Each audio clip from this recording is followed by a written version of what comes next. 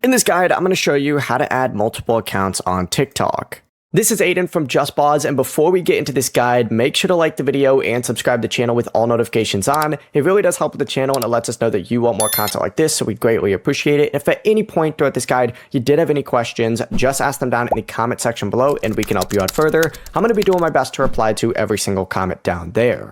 Begin by opening up the TikTok app, and you need to tap your profile in the bottom right corner, and then go ahead and tap your username up at the very top of the screen. It's going to pull up a page that looks something like this for you. If you want to add more accounts, select add account, and then from here you just need to go ahead and sign in using a phone number, your email address, or continue with Facebook, Apple, Google, or any of these other options.